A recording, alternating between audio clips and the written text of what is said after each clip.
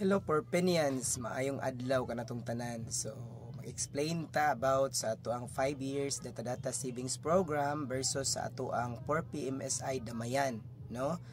So, ang Damayan program na to, lifetime to siya maghatag og buloy donation contribution.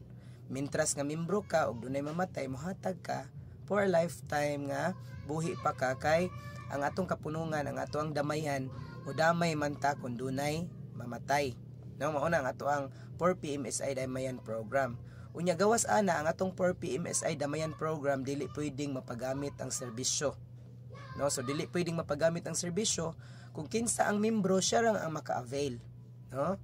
Pero sa ato ang 5 years nga data savings program, pwede siyang mapagamit sa atong pamilya or sa laing tao basta impas na ang iyahang pagdata sulod sa 5 ka tuig, no? So 5 years lang na siya nga data program, diin ang atong ma-avail is service only, no? Serbisyo. Depende sa inyong pilion nga programa kung unsa nga klase nga provision ang inyong pilion, no? Kung ordinary ba, special ordinary ba, stoko ba, semi-plain, plain, junior plain, no? Full glass ba, semi-metal or metal, depende na ninyo kung unsa yung gamiton. Basta 5 years na nimo siya nga datahan ang atong contribution ana. So 5 years. After 5 years atong contribution ana, isip po sa kamembro sa ato ang data program, so wala na tayo obligasyon, no? Pero kung naay mahitabo nga wala panahuman ang 5 years nato og hatag, ato lang nang i-pay the balance kung pilay kuwang ato tong bayaran ang obligasyon para madawat nato ang serbisyo. Nya mao ni nakanindot, no, sa atong 5 years nga data. Galing lang ang atong Damayan is pwede siya convertible to cash. Ang ato ang data program or 5 years savings data program is service only. So dili siya pwedeng ma-convert sa cash kay pwede man siya mapagamit sa atong pamilya, no? Mao na ang ato ang 5 years data program. Then ang provision pod nato sa ato ang services or funeral service nga ma-avail, number 1, ang casket. So magdepende kung unsa nga program ang inyong gipili. Ikaduha, na siya 7 days embalming, car burial, lights and curtains, no? Tarpaulin, na siya.